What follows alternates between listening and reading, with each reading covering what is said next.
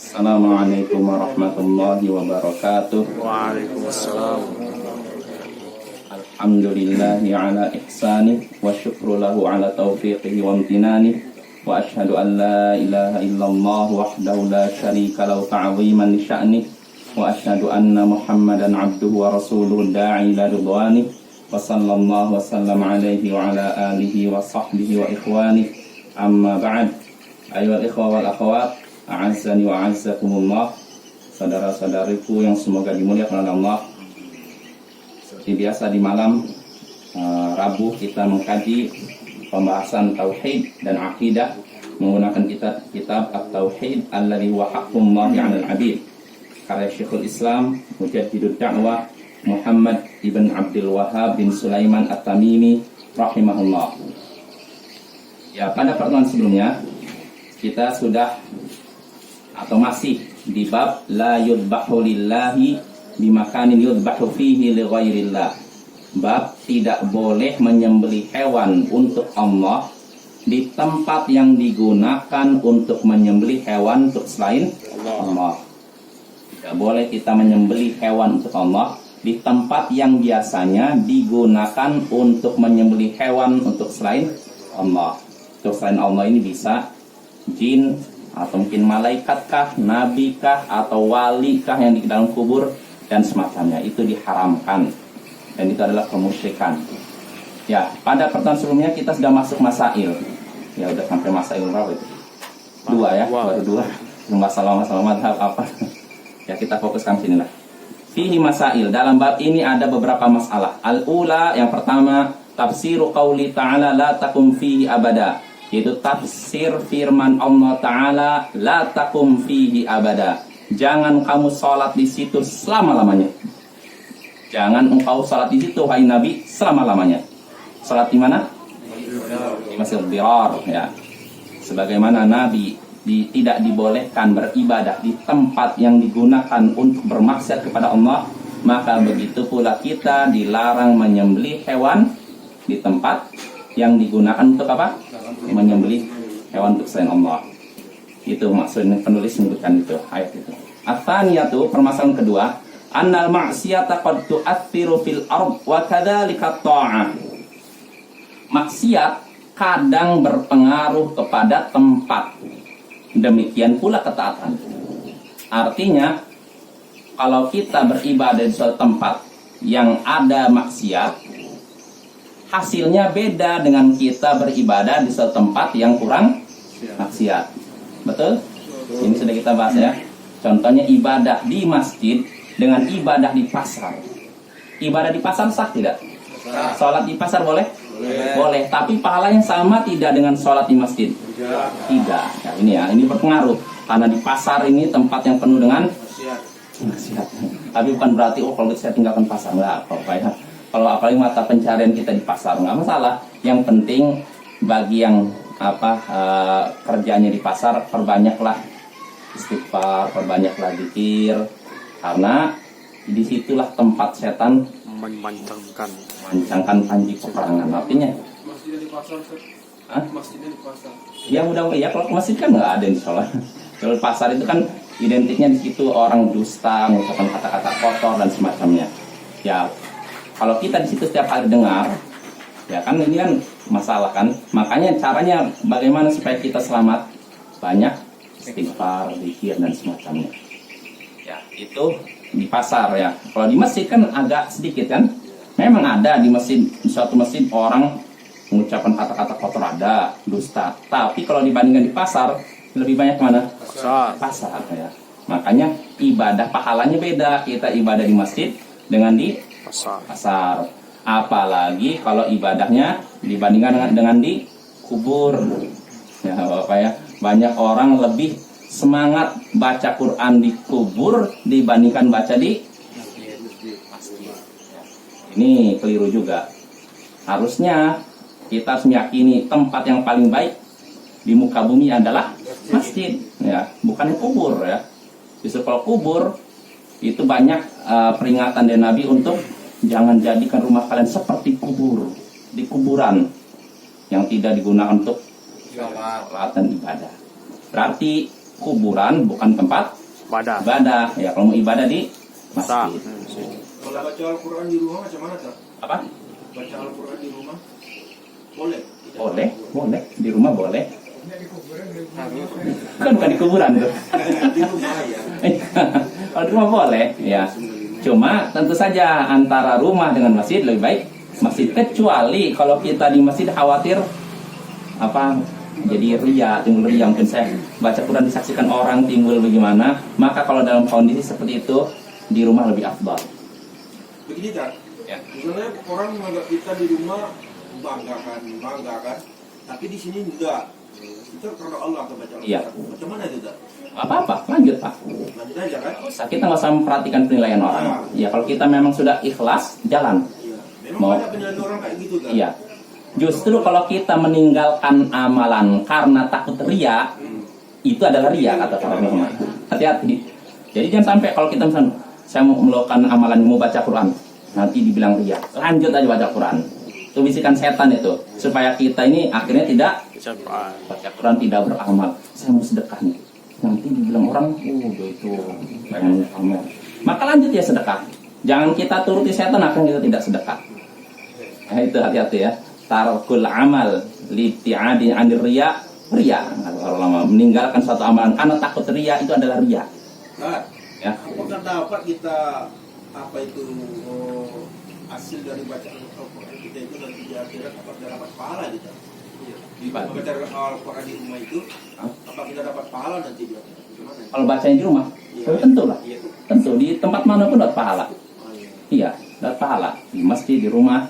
Walaupun kan suatu ibadah bisa berbeda tergantung tempat juga. Kalau tempatnya paling baik, maka pahalanya besar. Kalau tempatnya ini, maka pahalanya gitu. Kecuali kita membangga sama orang ya kan ya? Oh iya, iya. Jadi asalnya sekali lagi ibadah di masjid lebih afdal dibandingkan di rumah. Ini asalnya. Tapi kalau misalkan dalam suatu kondisi kita khawatir di masjid ini timbul ria, maka nggak apa-apa di rumah. Itu lebih baik ya. Tapi kalau di rumah juga masih ada bisikan hati kamu, ya udah lawan aja lawan.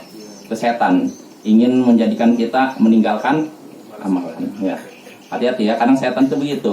Kamu baca Quran nanti kamu dilihat orang, nanti dianggap ini. Akhirnya kita nggak usah baca Quran deh. Kamu ini sedekah nanti dibilang orang, uangnya banyak ini, pengen nampakan pakaianmu. Nggak usah dengarkan, langsung aja.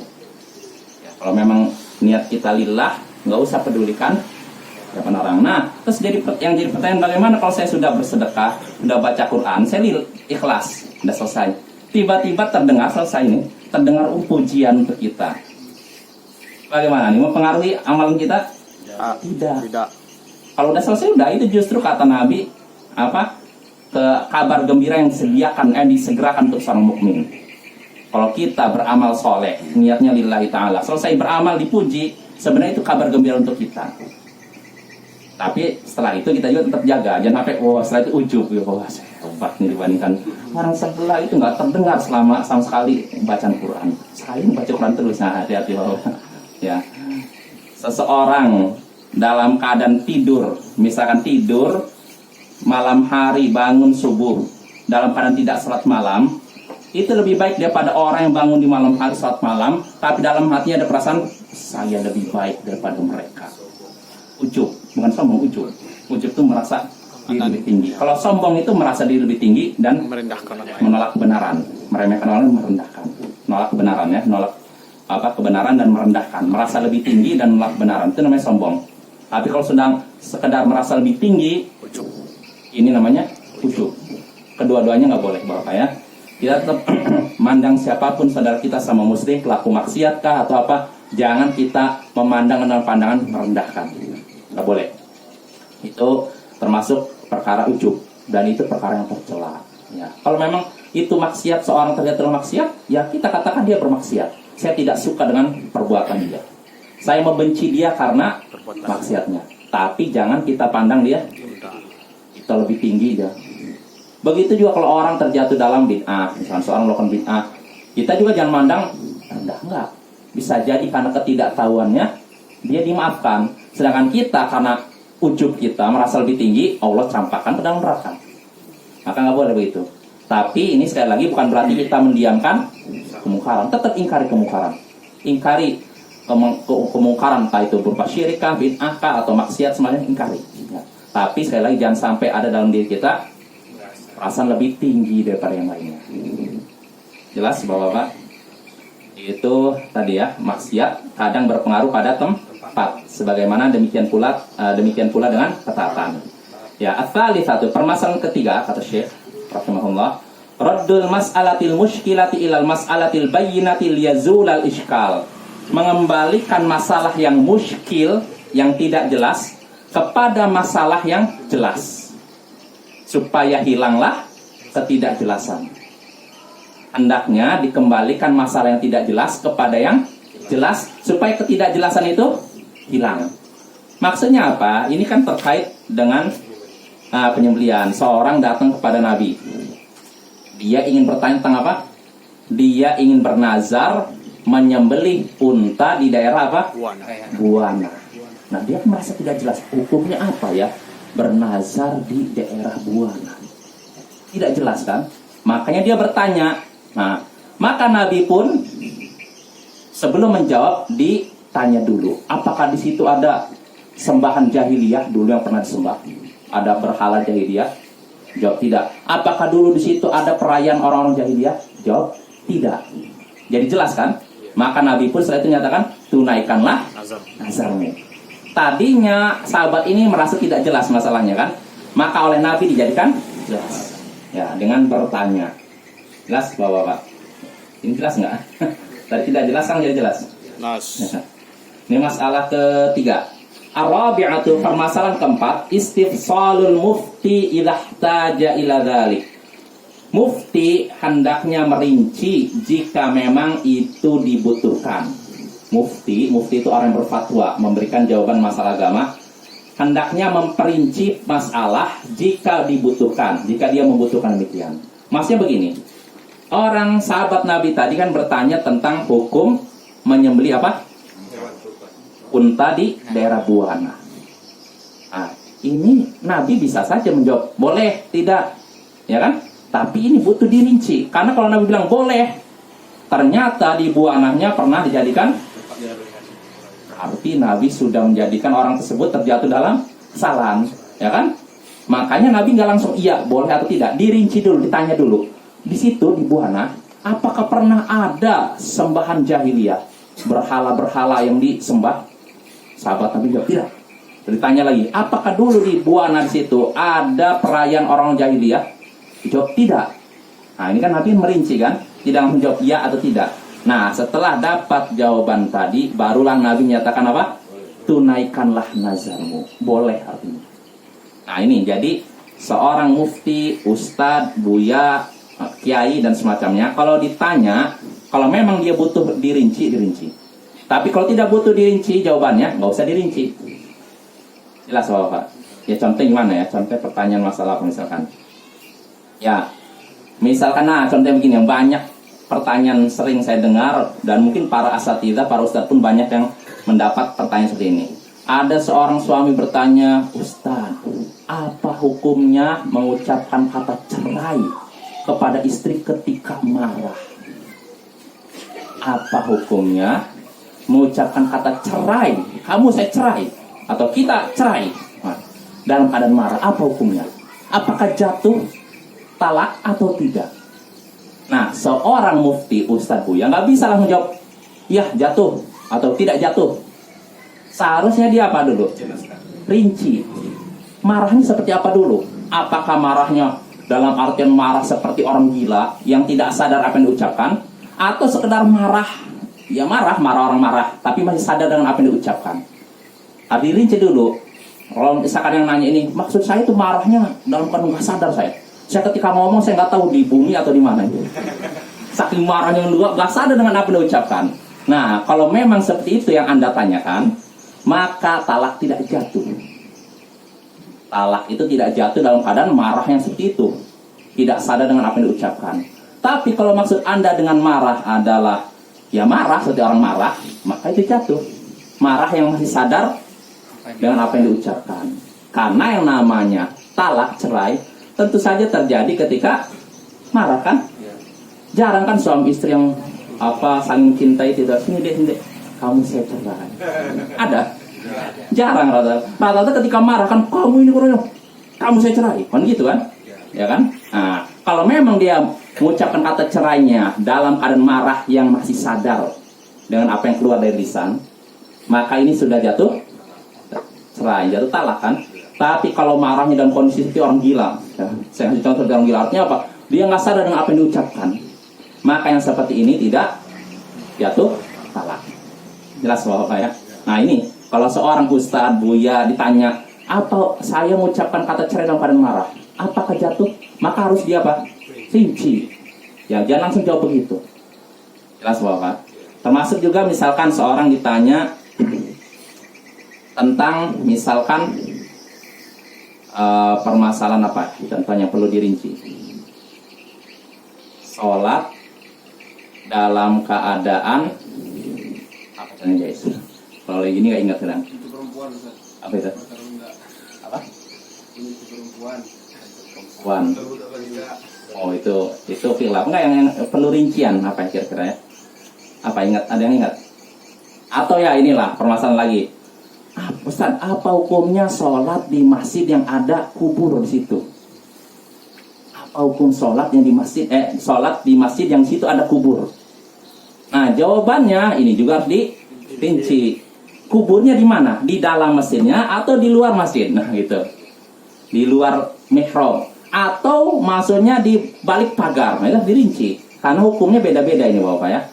Kalau dalam masjid jangan, haram ya. Dan menurut menurut pendapat yang kuat tidak sah juga. Kalau di dalam masjid kuburnya, misalkan di masjid dalamnya ada kubur, seperti masjid makamnya Ali bin Abi Thalib, sama orang Syiah dibikin masjid, nah, itu tidak boleh. Gitu. Nah tapi kalau di luar masjid, di balik mihrab, nah ini baru ada beda pendapat di antara ulama. Ada yang menyatakan tidak boleh kalau masih di dalam pagar. Dan ada yang menyatakan boleh selama memang udah ada tembok. Ya sebagai bentuk hati-hatian sebaiknya cari masjid yang lain. Kalau di luar masjid itu gimana kan? Buat jamaah baru itu. Kan ada masjidnya tuh. Ada masjid itu kan ada kubur dalam. Kemudian kita sholat di tempat lain tuh. Kan tidak di masjid. Kuburnya di sebelah mananya masjid? Dalam masjid tuh. Dalam masjid? Ya, misalnya. Iya. Kita sholat tempat lain. Ya nggak apa-apa. Jangan sholat di situ. Artinya itu apalagi kemungkaran yang sangat parah itu. Itu niru orang-orang Di luar masjidnya. di luar masjid. Maksudnya bukan di masjid itu kan, cari tempat lain kan? Lain. Iya. Pokoknya di masjid gitu. Iya, ya nggak apa-apa. Kalau perlu bikin masjid lagi. Ya itu kan mungkar apa ya? Itu yang ditakutkan oleh Nabi. Adakah di di kampung istri saya di Pariaman itu di Simpang Apar itu kan? Iya. Dulu saya lihat. Itu di dalam pagar kan? Tapi dalam pagar. Ada masjid, di muka masjid itu ada 2 buah kuburan. Iya, kuburan. Tapi dilingkar dengan pagar. Gimana itu? Masih di pagar masjid berarti, dalam pagar masjid. Ya itu yang jadi beda pendapat Pak. Kalau Syekh Mukbil berpendapat sah. Kalau selama udah ada tembok mihrab. Iya. Iya. Betul. Itu kalau kata Syekh Mukbil sah. Kalau kata Syekh Albani, kalau memang itu walaupun ada temboknya itu tidak sah. Maka sebaiknya sebagai bentuk hati-hatian jangan di situ. Kalau memang ada masjid lain, Ya. Tapi sekarang nggak ada lagi masjid itu, sudah dibongkar. Kuburan itu. Alhamdulillah, itu bagus. Dibongkar Bagus. Itu yang bagus gitu Bapak ya. Itu kemungkaran itu harus memang penguat yang memindahkan pemerintah situ atau keluarga mereka itu kan. Oh, alhamdulillah. Memberikan tanah itu. Saya dengar kan. Alhamdulillah. Itu pahala besar itu bagi keluarganya itu. Dia sudah istilahnya menghilangkan kemungkaran. Ini kemungkaran yang bukan ringan, bahaya Bapak. Ini sarana menuju syirik yang kayak gini. Makanya ketika dipindahkan, berarti dia sudah menutup pintu menuju syirik. Alhamdulillah, semoga diberikan pahala ya keluarga ini. Tapi orang yang memberikan jawaban dalam masalah agama, Ustadz, Buya, Kiai, ketika ditanya satu pertanyaan, kalau memang pertanyaannya itu, jawabannya itu membutuhkan rincian, hendaknya dirinci. Tapi kalau tidak membutuhkan rincian, maka jangan dirinci. Contohnya apa? Contohnya misalkan begini, seperti ada pertanyaan ke saya, Ustaz, apa hukum ini? Enggak, meninggalkan sholat. Nah, misalkan kita jelaskan, menurut pendapat Imam Ahmad bahwa meninggalkan sholat kafir. Misalkan ada orang bertanya, jadi hukum meninggalkan sholat itu apa? tadi katanya kafir. Jadi hukum meninggalkan sholat itu bagaimana? Misalkan gini, dia dengar ada perbedaan pendapat di antara ulama, ada yang mengatakan kafir, tidak kafir. Jadi kalau ada orang meninggalkan sholat, kafir nggak? Maka kalau kita lihat orang ini bermudah-mudahan dalam meninggalkan sholat, sebaiknya jawab kafir, selesai. Jangan dirinci. Kalau dirinci, kalau menurut sebagian ulama, kalau tidak ditinggalkan seluruhnya, puasanya sholatnya Senin Kamis, kadang sholat kadang tidak, ini masih muslim. Kalau disebut begini nanti, berarti nggak apa-apa saya kadang-kadang lah. Tapi kalau kita kafir, dia mikir-mikir kan untuk meninggalkan sholat kan. Nah artinya kadang dalam satu permasalahan, seorang ustadz atau ulama tuh kadang kalau jawabannya butuh rincian dirinci. Tetapi kalau tidak butuh rincian sebaiknya jangan dirinci. Karena khawatir kalau dirinci malah orang jadi bermudah-mudahan ya. Walaupun sekali lagi dalam masalah meninggalkan sholat terjadi perbedaan pendapat Bapak-Bapak ya. Ulama yang menyatakan orang meninggalkan sholat 5 waktu kafir, mereka beda pendapat. Apakah kafir itu dengan meninggalkan 1 sholat, atau 5 sholat, atau dalam seminggu tidak sholat sama sekali, atau setahun tidak sholat sama sekali. Ya pendapat yang saya yakini, dirinci nggak? Tapi yang dengar itu. Ya, yang saya yakini pendapat Syekh Muhammad bin Shalih Al-Utsaimin, yang kafir itu kalau benar-benar tidak sholat sama sekali. Tidak sholat sama sekali. Sholat 5 waktu tidak, sholat Jumat pun tidak, padahal seminggu sekali. Idul Fitri pun tidak, setahun sekali enggak. Wah ini orang ini keislamannya udah tanda tanya kayak gini. Nah kalau yang seperti ini ya kafir. Tapi kalau yang sholatnya Senin Kamis, kadang sholat kadang tidak, ya ini dianggap masih muslim, tapi sangat buruk orang seperti ini ya, buruk daripada pencuri, daripada para pelaku dosa besar lainnya.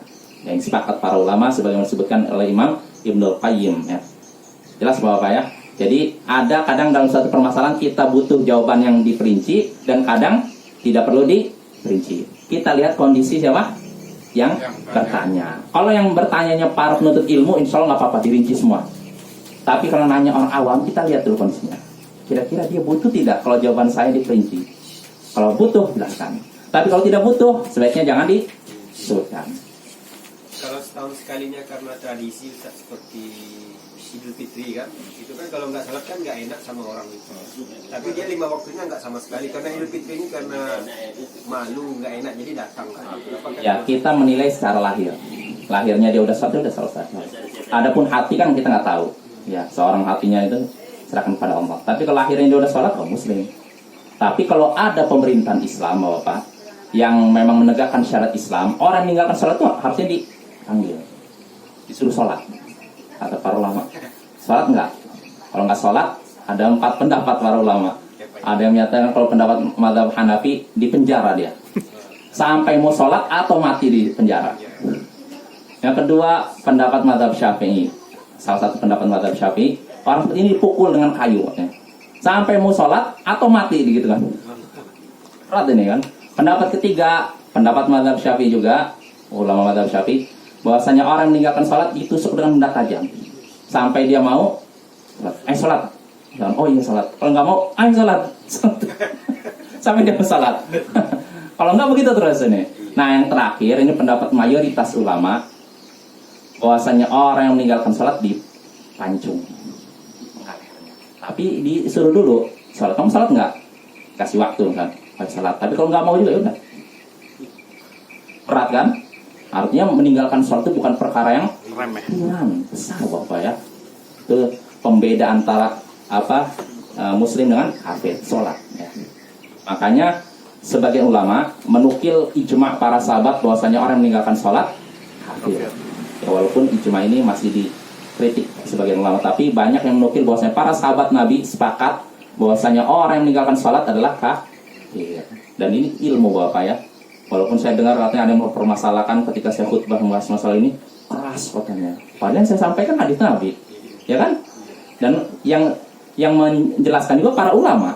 Ketika saya sebutkan yang hukuman bagi orang meninggalkan sholat 4 pendapat, ini yang menjelaskan siapa? Ulama, bukan dari saya sendiri. Padahal kalau saya mikir dia, menurut saya pikir, saya kira, saya rasa ini baru. Tapi kalau saya sebutkan ini penjelasan ulama, ini hadisnya. Penjelasan ulama begini, maka apa yang harus dipermasalahkan? Ya tidak, ya kan? Jadi nggak usahlah kita pedulikan ucapan orang-orang yang mempermasalahkan keras. Ya kalau memang hadis Nabi dianggap keras, terus siapa yang mau dipakai? Akalnya yang mau diperbaiki kita. Gitu. Kiranya. Karena yang menyebutkan nih, Bapak, yang menyebutkan baina rajul wa baina syirki tarkus salat, pembatas antara seorang dengan kekufuran dan kemusyrikan adalah meninggalkan salat. Ucapan siapa ini? Nabi. Lalu yang menyatakan al-ahdul ladzi bainana wa bainahumus shalah, faman taraka faqad kafar. Perjanjian antara kita dengan mereka adalah salat. Siapa yang meninggalkannya adalah kafir. Siapa yang mengucapkan ini? Nabi. Masa kita mengatakan ini keras ini? Berarti secara tidak langsung kita menyatakan Nabi keras. Oh, usah kita pedulikan ini. Artinya keras. Kesindir itu. Ya. Jadi orang yang bilang apa itu hadis yang bilang keras itu kan, ada yang mau bilang yang lunak itu mungkin dia mau beribadah dengan hadis apa itu, hadis bubur itu kan. Hadis apa? Hadis bubur. Hadis bubur. Hadis lunak. Hadis lunak. Iya, yang jadi biasa salah hadis lunak seperti apa gitu, Pak? Kayak bubur kan. Iya. Pengennya semuanya boleh, mungkin kayak gitu, nggak ada kata-kata.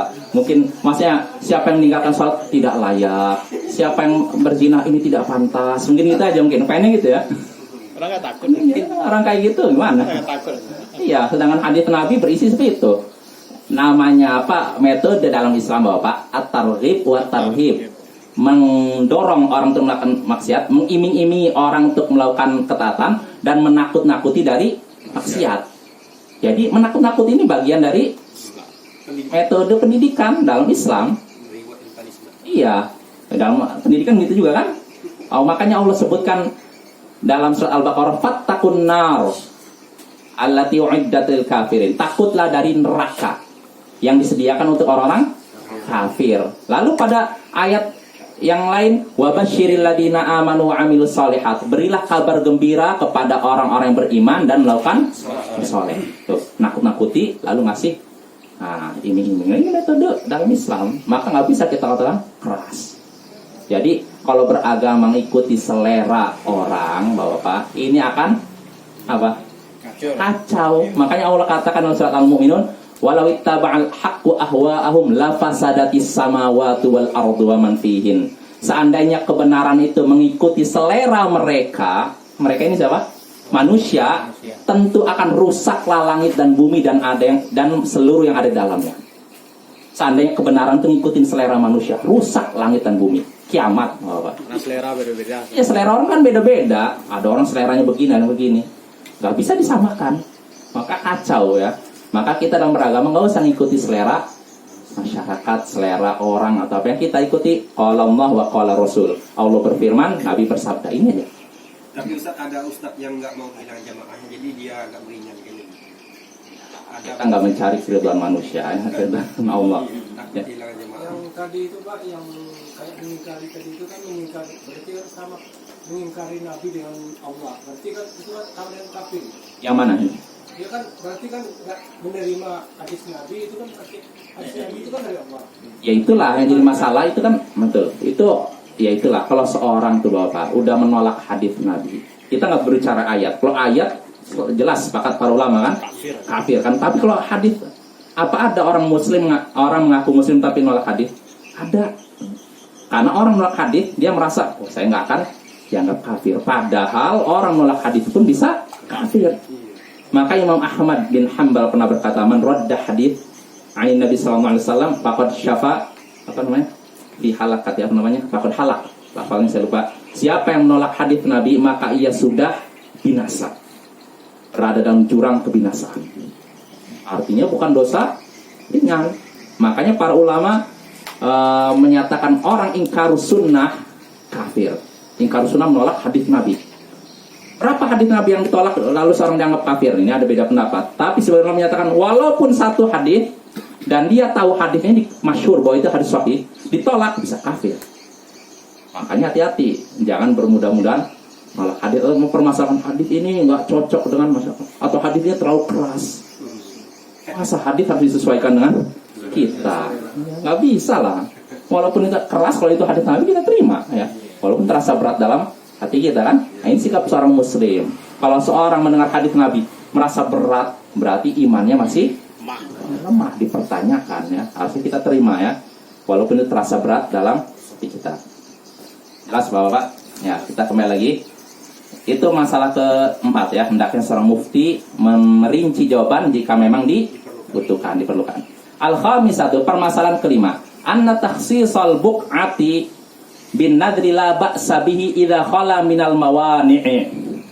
Mengkhususkan suatu tempat untuk nazar itu diperbolehkan, tidak mengapa jika lepas, jika kosong dari perkara yang terlarang. Saya ulang lagi, mengkhususkan suatu tempat untuk bernazar itu diperbolehkan, tidak mengapa jika selamat dari perkara yang terlarang. Contohnya apa? Sahabat Nabi tadi, dia kan bernazar untuk menyembelih unta di mana? Buana. Ya kan? Maka Nabi menyatakan, nanya dulu kan, apakah di situ ada apa? Berhala jahiliyah yang pernah disembah? Jawab tidak. Apakah di situ ada perayaan orang jahiliyah zaman dahulu? Tidak. Maka Nabi menyuruh apa? Tunaikan nazarmu. Ini menunjukkan boleh kita mengkhususkan nazar di suatu tempat kalau memang selamat dari larangan, terbebas dari larangan. Jelas Bapak? Kan larangannya Nabi menyebutkan apa? Kalau di situ ada berhala jahiliyah, ini terlarang. Kalau di situ pernah ada perayaan orang jahiliyah, terlarang. Berarti kalau selamat dari larangan ini boleh. Kalau seandainya kita mau bernazar ingin bangun masjid di tempat lokalisasi prostitusi itu nggak apa-apa? Boleh. Perkara yang boleh. Ya itu boleh. Ya jelas Bapak ya. Jadi diperbolehkan ya, contohnya begini. Nah, tapi ingat dengan syarat bebas dari perkara yang terlarang. Artinya tidak melanggar larangan Allah. Contohnya gini, seorang saya bernazar misalkan mau apa contohnya, sholat di masjid Raya Sumbar. Saya bernazar mau sholat di masjid Raya Sumbar. Ini kan berarti kan bernazar mengkhususkan suatu tempat untuk sholat kan? Boleh tidak? Boleh. Karena tidak ada perkara yang terlarang. Tapi kalau misalkan tempatnya itu terlarang, perkara yang terlarang ini bisa yang sudah terjadi atau yang akan terjadi, dikhawatirkan akan terjadi. Yang sudah terjadi contohnya seperti ini di Buana. Misalkan kata Nabi kan, kalau di satu tempat ada berhala orang jahiliyah, maka kalau seorang bernazar nyembelih itu di situ terlarang, ya kan? Karena apa dulunya? Tempat yang melakukan maksiat, tempat kemusyrikan. Begitu juga kalau ada perayaan orang jahiliyah. Dulunya ada perayaan orang jahiliyah, maka tidak boleh menyembelih hewan di situ. Ini yang sudah terjadi. Begitu juga kalau perkara yang terlarang ini yang dikhawatirkan akan terjadi. Contohnya apa? Kata Syekh Muhammad bin Shalih Al-Utsaimin, seperti misalkan seorang bernazar mau sholat, misalkan, atau sholat, bukan sholat lah, ya nyembelih hewan lah. Menyembelih hewan misalkan di mana sini? Di dekat kuburan sini. Menyembelih hewan di dekat kuburan. Pertanyaannya boleh tidak asalnya menyembelih hewan dekat kuburan? Ya, bernazar, misalkan gak usah di kuburan lah. Kalau kuburan kan identiknya itu. Misalkan di mana lah, suatu tempat yang biasa lah. Di sini tempat yang kosong mana? Dermaga baru. Dermaga baru, ayo dermaga baru lah. Atau yang kesannya ini suatu saat bisa dijadikan tempat orang berkunjung, apa nantinya? Yang sepi. Masilo. Ya ada Masilo lah. Nah, seorang misalkan saya bernazar menyembelih hewan di Masilo. Kalau memang tidak ada kekhawatiran di kemudian hari orang beranggapan, oh di sini ada keistimewaan. Kenapa? Si fulan Masilo. Gitu. Nah, kalau memang tidak ada kekhawatiran seperti itu, nggak apa-apa.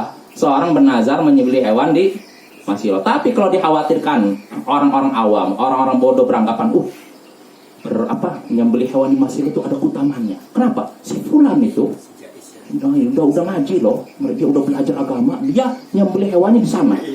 Nah, ini kan nanti akan ada timbul anggapan apa? Ada keutamaan tersendiri menyembelih hewan di sana. Nah, yang seperti ini terlarang, Bapak. Tapi kalau tidak ada kekhawatiran seperti itu, maka nggak apa-apa seorang melakukan itu. Jelas Bapak ya? Perkara yang terlarang ini bisa yang sudah terjadi maupun yang akan terjadi dan dikhawatirkan akan terjadi. Jelas Bapak?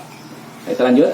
Lalu berikutnya, masail berikutnya yang disebutkan oleh Syekh Nah ini. Ya, permasalahan udah habis. Ada berapa menit ya? 29. 9. Ya udah kita satu lagi lah. Al-mas'al as-sadisatu, permasalahan ke-6. Al-man'u minhu idza kana fi watanun min awtanil jahiliyyati walau ba'da zawali. Nah ini. Nazar yang terlarang itu jika di dalamnya, jika di tempat di suatu tempat ada berhala jahiliyah walaupun sudah hilang.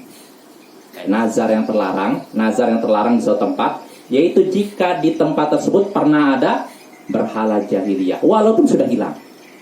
Ya, misalkan itu dulu mungkin ada orang melakukan ritual-ritual seperti itu kan, maka nggak boleh seorang bernazar menyembelih di situ. Itu terlarang, gitu ya. As-sabi'at itu permasalahan ke-6. Permasalahan ke-7, al-man'u minhu idza kana fi 'idun min a'yadi walau ba'da zawali. Yang terlarang juga dalam hal nazar di suatu tempat, yaitu jika di dalam tempat tersebut pernah diadakan perayaan orang-orang jahiliyah walaupun sudah hilang. Ya contohnya tadi dalam candi pasti ada perayaan itunya kan, maka nggak boleh seorang melakukan itu di situ. Jelas Bapak ya. Lalu as-sabi'atu al-thaminatu, kita selesaikan aja lah. At-taminatu annahu la yajuzul wafa'u bima nadhara fi tilkal bu'ah li annahu nadhru ma'siyatin. Bahwasanya tidak boleh menunaikan nazar di tempat tadi. Tempat apa tadi? Tempat yang pernah tempat yang ada berhala jahiliyah. Dulunya pernah ada berhala jahiliyah, atau tempat yang pernah ada perayaan orang jahiliyah. Tidak boleh menunaikan nazar di tempat tersebut karena itu adalah nazar maksiat. Nggak boleh maksiat, nggak boleh tunaikan. At-tasi'atu, permasalahan ke-9, al-hadaru min musyabahatil musyrikin fi a'yadi malau lam yaqsidhu. Peringatan agar tidak menyerupai orang-orang musyrik dalam perayaan-perayaan mereka walaupun tidak bermaksud mengikuti mereka. Nggak boleh. Jadi yang namanya menyerupai orang kafir itu terlarang Bapak, walaupun tidak ada niat menyerupai. Jelas maksudnya. Jadi nggak salah, kenapa kamu meniru orang kafir itu? Saya kan nggak ada niat. Walaupun nggak ada niat sudah dianggap menyerupai dan itu terlarang. Ya. Nggak boleh. Kemungkaran. Kecuali kalau untuk mengingkari. Pak, ini perayaan kemusyrikan Pak. Nggak boleh lakukan itu Pak. Itu boleh. Nah ya kalau itu boleh. Tapi kalau sudah nonton, nah itu kemungkaran. Berarti kalau ada kuda lumping itu juga. Pokoknya semua fenomena kemusyrikan, kemaksiatan kita nggak boleh menyaksikannya. Itu sama tuh, dalam televisi atau nyata. Oh iya, sama aja. Di TV justru sama juga kan, malah kita nggak mengingkari apa-apa, cuma nonton nikmati malah. Nggak boleh ya. Kecuali kalau itu tujuannya untuk mengingkari atau kita dalam rangka mempelajari. Maksudnya apa nih? Misalnya kita ingin membahas tentang kemungkaran yang ada di TV itu. Kata orang katanya perayaan itu nggak boleh. Seperti apa sih? Dilihat dulu. Oh iya, nggak apa-apa kalau itu tujuannya itu. Tapi kalau sedang menikmati atau katanya nambah wawasan, nggak boleh. Wawasan seperti itu. Nggak sebab ya. Tapi kalau sekedar melihat nggak boleh Kak. Iya, nggak boleh. Jadi harus ini. Kalau sekedar melihat Nggak boleh. Kecuali tujuannya untuk misalnya seperti ini. Saya misalnya ditanya apa hukum acara apa namanya tabut atau apa? Tabui. Nah itu kan saya nggak tahu kan. Saya harus lihat dulu acaranya seperti apa sih. Nah kalau udah lihat, baru saya ngasih jawaban. Nah itu. Karena kan selama ini cuma dengar katanya merayakan ini. Nah sampai saya lihat sendiri, oh gitu. Ya, gitu. Jadi harus tahu kalau sekedar untuk kalau melihat acara yang dianggap mungkar dalam rangka mengetahui lalu untuk membahasnya dalam masa ilmu nggak apa-apa. Tapi kesedar nonton atau apa istilahnya mengisi waktu kosong itu nggak boleh. Jelas Bapak ya, waktunya habis lah. Nanti insya Allah pada pertemuan berikutnya kita selesaikan masail pada bab ini ya. Subhanallah wa bihamdihi asyhadu an la ilaha illa anta astaghfiruka